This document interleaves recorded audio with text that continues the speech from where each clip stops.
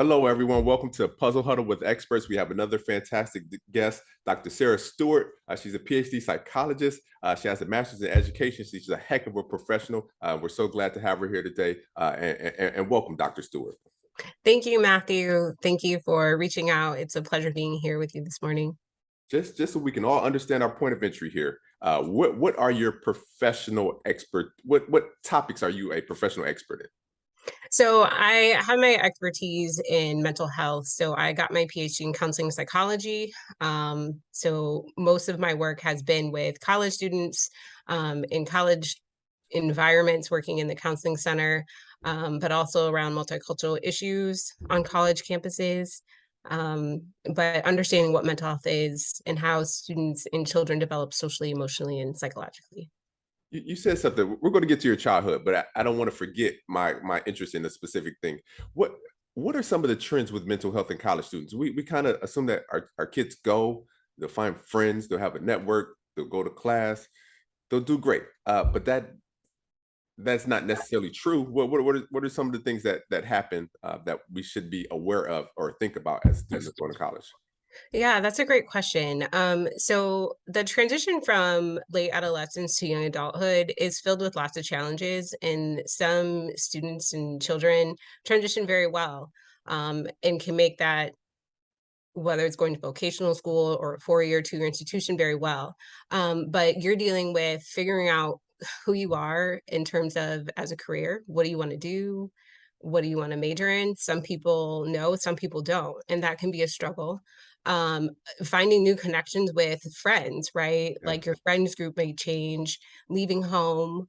Um, and some students being financially independent. And so when you have all those factors happening on top of the regular just being social, taking care of classes, learning how to do time management, all of that, it can be really stressful. So, one thing to understand and be supportive is that it's an adjustment period and giving students time, and asking students directly how do they need to be supported at the time. Um, and on top of that, I will also say social media is a big thing too. Yeah. So, helping students learn when social media is helpful for them and when it's Mhm. so if you're feeling sad or having a bad day, how are you going to use social media to either help you, or change your mood, or finding different outlets that can help you with whatever mood it may be at that time? All right. And for you to have eventually worked your way to this as a professional interest in studying it, tell me about your childhood. What kind of kid were you? I was an active kid. I didn't like to stay still. I liked to be outdoors, running around with friends in the neighborhood.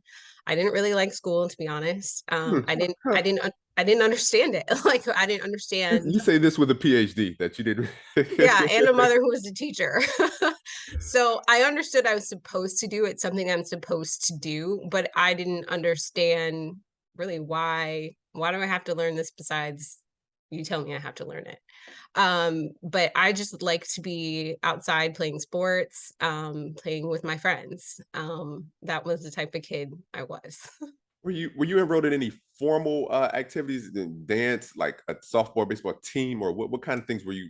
Playing outside is great, but were you actually enrolled in any like tangible programs?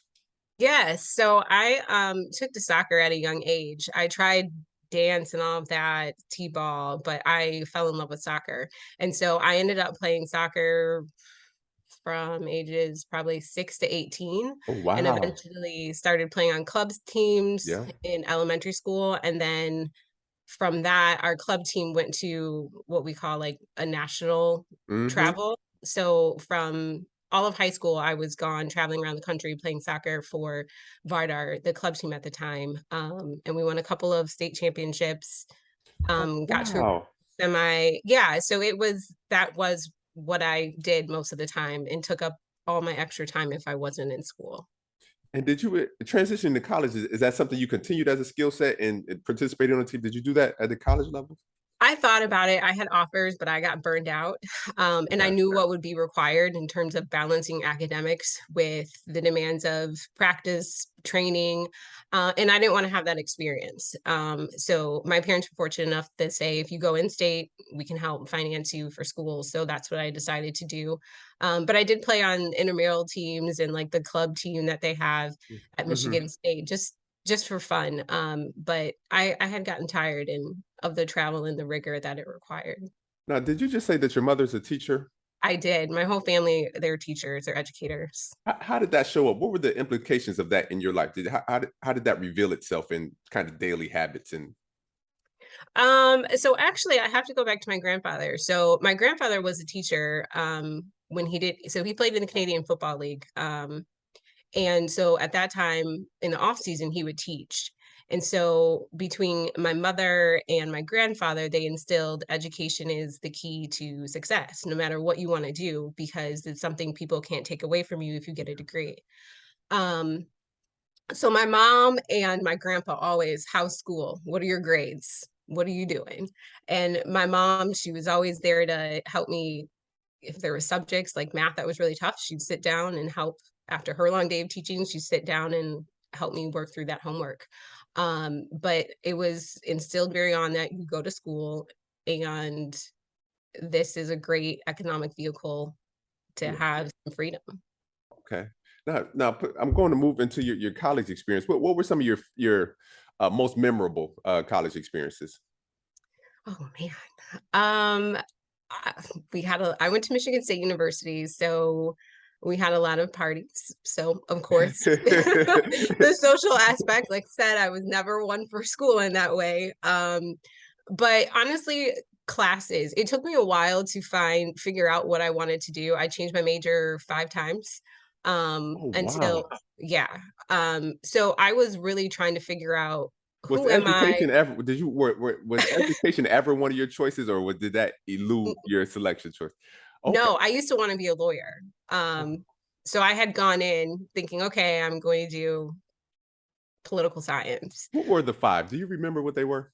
Oh, yes, I do. Well, I was pre-law, then I went to marketing, then I went to advertising, then I went to merchandise management, and then finally I settled on family community services. okay.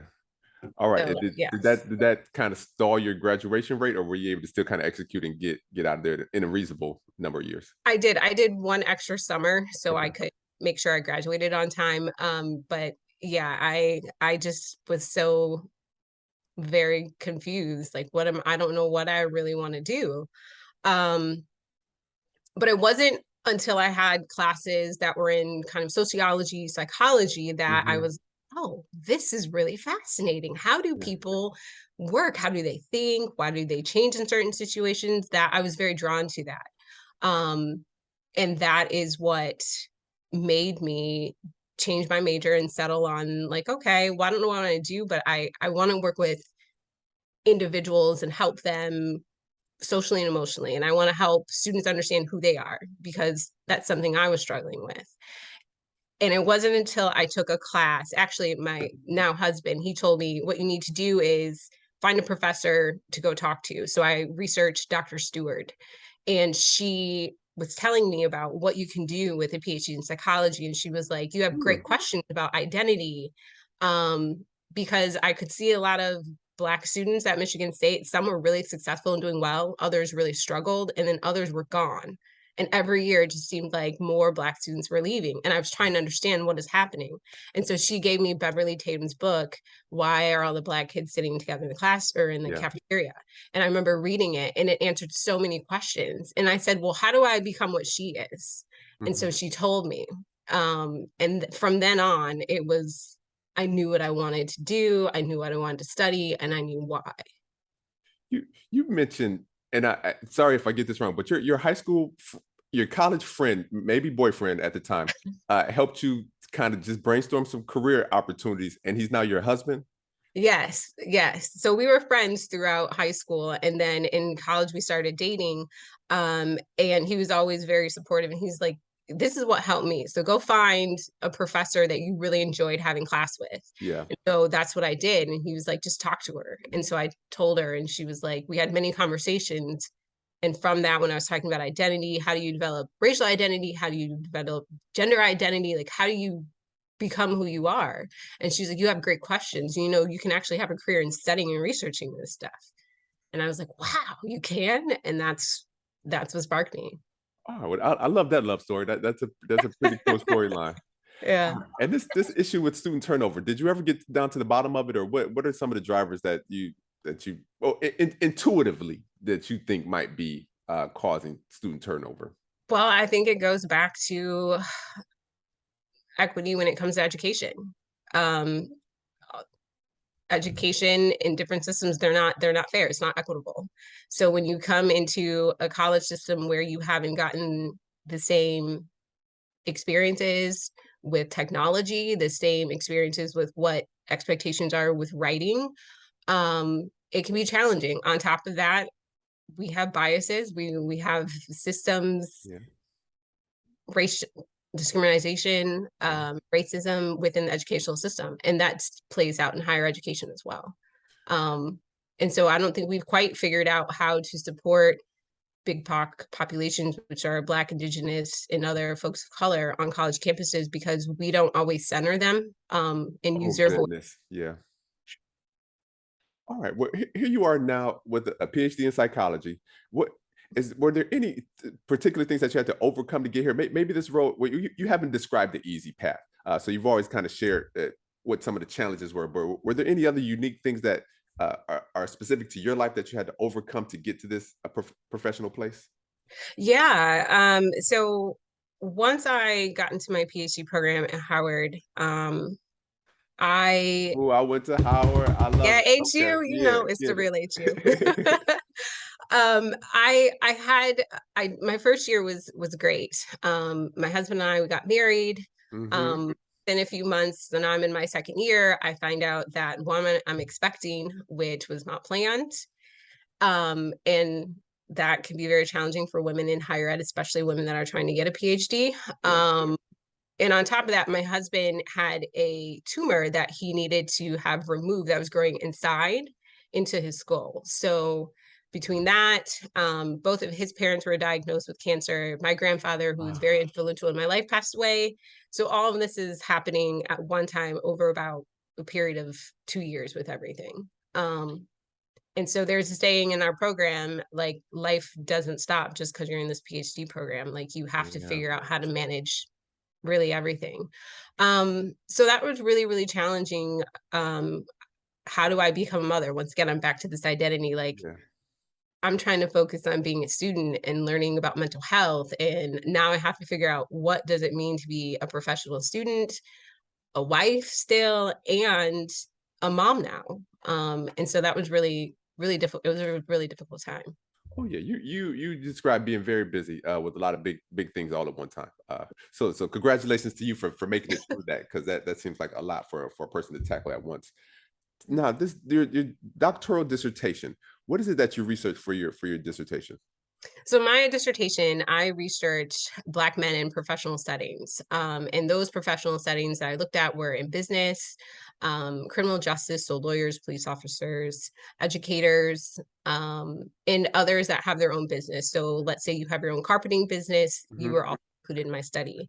And what I really wanted to understand are, do bicultural factors help moderate or Oh impact wow. colorism and depression for men in different professional You fields? said bicultural factors or biracial. Bicultural. So what's an example of So an bicultural factors? example, so an example might be code switching, understand how to code switch. Okay. So being able to have that skill, which is seen as a soft skill in certain settings, Yeah. is that helpful to learn how to do that? So essentially I'm asking, is it more stressful to not show up as your whole self and kind of give into these notions of what it means to be professional by doing certain bicultural behaviors or actions Okay. to be more successful? Does that help, or does that contribute to higher levels of depression? And so what I ended up finding is that medical professionals, they had the most life satisfaction, lowest levels of depression. Really? Yes. However, when I started, Medical professionals have the lowest level of depression? well, from my study, because I Okay. was looking at a Beck scale. So when I looked at their levels of depression, it was the lowest out of all of those professions. That does Okay. not mean that they have the lowest depression as a whole at all. Yeah, But I believe you. I believe everything you're saying. but what I did end up finding, which was surprising, but maybe now in this cultural setting it's not, is criminal justice. Ooh. They were very high in terms of levels of depression, and lower life satisfaction, and that could be for a variety of reasons. I didn't explore all the reasons. And then I should have said I did a mixed method study. So the qualitative piece, I asked questions about colorism and how was colorism or color talked in your spoken about in your household. Okay. And the number one thing men mentioned is affirmations were the most beneficial thing that they got from their upbringing. So affirming who they are as a smart, brilliant, young Black boy is what stuck with them. And so no Hmm. matter what happened early in childhood, in college, in the professional setting now, having that foundation of affirming who they are, where they come from, what they're good at, that it's okay to make mistakes is what helped them describe to me in the study that it doesn't matter what happens in a professional setting. It doesn't matter what I try to do in terms of a professional setting and changing Yeah. my behaviors and how I talk, the way what I say, how I say it, knowing who I am and that being instilled at a young age is what helps me have the highest life satisfaction that I can have. All right. And why this topic? Out of all the things you could study, why did this become like? Why was there an inflection point, and you were interested in this specifically? Well, part of this came about because I had to change my advisors. And so when I did that, my new advisor, she had a strong expertise in colorism. Okay. And looking at my topic, she wanted me to add colorism to it. She thought it'd be more impactful. So I did. And I had two boys at the time. And I was I thinking, had two babies. Okay. yeah. Y'all busy over there. Yeah. Okay. Yeah, yeah. So having 2 Black boys, seeing my husband in corporate America in consulting, having discussions with his father, my father, who are also in corporate, and looking at my grandfather and the things he would talk about for a small period of time being in NFL and then CFL, um, made me think of like, "Oh, well, I have 2 Black boys to raise here." From a Black woman standpoint, I need to learn what do I need to do? What can I help? Like, what are some of these challenges that they might face earlier? Granted, they have these great Black male figures to help them, but as a mother, what do I need to do? So they're the ones, all of those Black men inspired me to focus on this as my dissertation. All right. And what was the net conclusion? Not that they could all be summed up in a summary statement, but what is it that you find is kind of your takeaway for us that aren't don't have the matching expertise? What's kind of what are some key takeaways from the whole research? One, affirmations are very important to children, starting from a young age, Yeah. affirming them and who they are, that they're smart, they're kind, they're beautiful, that they can do anything. And that was huge from the takeaway. And the other takeaway is understanding from a clinical standpoint, from a mental health standpoint, what these bicultural competencies, how are they not helpful for African Americans in all settings, not just professional settings, but when you look at the literature, it's more stressful to figure out how to quote unquote conform. And so when you're working with clients, how do you engage in these conversations and once again affirm that who they are is okay. And it's okay to show up with natural hair. It's okay to show up Hmm. as your whole self in different settings. All right. Now let's step into the professional work that you do right now. What is it that you do as a professional, an employed professional, doing something for a living? What kind of work do you do? So right now I'm doing research. I am working at the Black Educational Research Collective, BERC as we call it, which is out of Teachers College, Columbia, and we Mhm. work under the director of Dr. Sonia Douglas. And the work that we do there focuses on Black education in conducting and analyzing research to improve educational outcomes and experiences for African descendants that are in the US, but also across the world. And some of the ways we do that, we look at communities, we look at society from a Black perspective in Mhm. hopes to help educators, science practitioners, parents, students understand how to have better outcomes for Black students from kindergarten all the way up until college and graduate school. All right, and you touched on so many interesting things. If you had an opportunity to give, a TED talk, one of these 8 to 12, 15-minute recorded talks, and you're the expert, and everybody's going to watch you talk about the thing that you're so smart in. What would you talk about? Like, what is your out of all the things, what is your favorite thing that you get most excited about that you would like to be your calling card of things? I would probably have to say that's a great question. I'd probably say talking about racial identity development, um, and identity as a whole, because I don't think we always understand, or we don't at least have the correct verbiage to articulate what children are going through. And so, from a child developmental standpoint, we're always kind of trying to figure out who we are, even Yeah. from a young standpoint. So, I think I'd give a TED talk around the different facets of identity and how that impacts children as they grow along the developmental pathway in the developmental process. Yeah, a lot of people are paying. Well, nowadays through social media, I'm able to just gain awareness in terms of how teachers and parents and educators are hopefully positioning, affirming things, tools, and resources to help connect with our children, affirm their identity, and help them develop good self identity. I don't know if you researched this, but have you found anything interesting in terms of the population of a school, whether it's a homogeneous school, a mixed school, or if the kid is a minority in the school? I, I get I spend a lot of time thinking about that as looking at the schools my kids attend, and the populations of the schools. I have not specifically looked at that research or studied it, but when you look at literature, one of the biggest foundations, or I should say not foundations, but one of the most impactful things is looking at what we call parental socialization. So how parents are socializing their children. So that means, how are you engaging conversations about gender roles? How are you engaging conversations about race and what race is, what it isn't, what does it mean?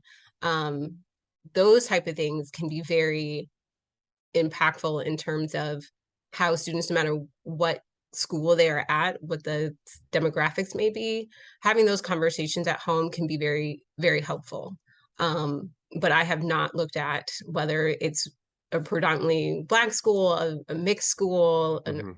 urban or rural school. That I have not looked at.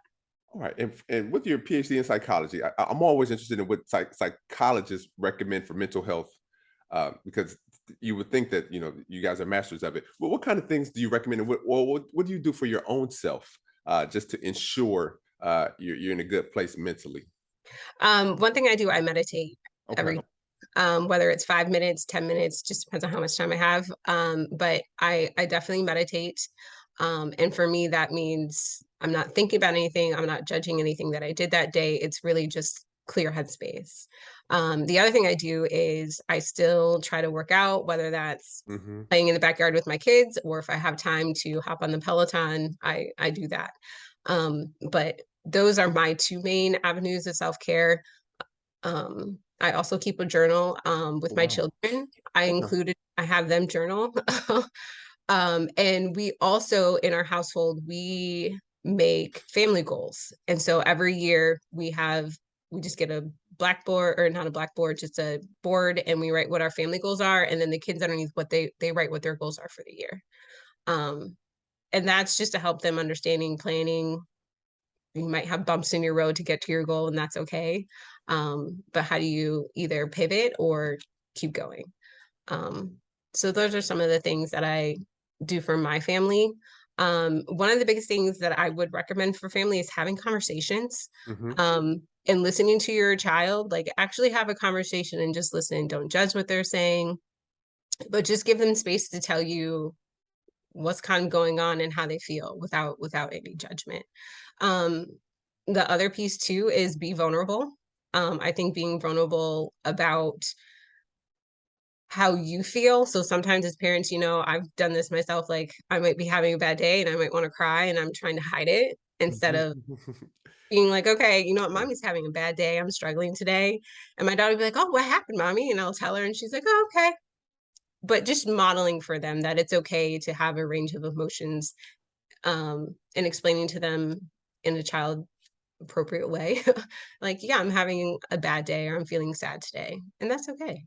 All right. Now you've mentioned two sons, and you just mentioned your daughter. So you have three children total. I have 3 children. I have a 10-year-old, a 6-year-old, and a 4-year-old. Okay. Mhm. So that's a busy house. There's a lot of laundry and dishes in that household, Oh, and yes, I yes. I know because I have three, and it generates a lot of laundry and dishes. Uh, what other ways? You started to share some few in terms of this journaling and listening. What are some other ways that your professional and your academic expertise informs how you parent? What kind of parent does all this insight knowledge? How does that activate in you as a parent? Oh, I would say the biggest thing is what I've learned is when when my child tells me something is wrong, I sit down and I take a minute. I might not be able to do it because maybe I'm in the middle of a meeting, but I have to make sure that I get back to it. I know sometimes children may tell you what's going on and you're kind of like, oh, whatever. Yeah, that's usual, that's happening. But Mhm. once again, you're making this space for them to have a voice. These are good practices. So when they get older and they want to Yeah. speak and have a voice, they're not afraid to do that. Um, so that's one thing that I still continue to do that I've taken away. The other thing is too, mental health literacy is a big thing right now, in Mhm. schools, out to schools. Um, Going to the doctor's office, if the doctor, they have these checkoff scales now when you take your child to the pediatrician. Um, it might be like a short depression or anxiety inventory. If your child scores high or marks something about suicide ideation or feeling depressed, take it seriously. Take it seriously and do your best to follow up with the doctor, their recommendations. But I think too often we are just like, oh, they're going through a phase. Oh, they're going through something. But once again, they're communicating to you that something's not quite right. And a lot of times kids maybe don't have the words to articulate what it is that they're Yeah. feeling, so be open to that and make sure that, you do take it seriously and follow up with whatever the pediatrician's recommendations are. If they recommend therapy, ask them for referrals or what's the best way to get connected. Yeah, because life can be emotionally hard even for our children. It's just because we pay for their housing and food and because they don't have any bills to pay does not mean emotionally that their life is easy. Yeah. Yeah. All right. Well, are there any final thoughts? This has been so wonderfully fascinating, and I want to try to have you back in maybe 6 months so that as I generate new questions that I could bring you back and ask those. But are there any final thoughts or something else that you want to leave us with? Um, the only thoughts I have is just, take care of yourself. If that means finding out what that means, find out what that means for yourself. Um, yeah, and just take it day by day, minute by minute, moment by moment. All right. Thank you, Dr. Stewart. And for all of you that are watching, please like this video, subscribe to our channel so you can see all of our new videos as they get updated, probably weekly. So thanks for your time today. Thank you.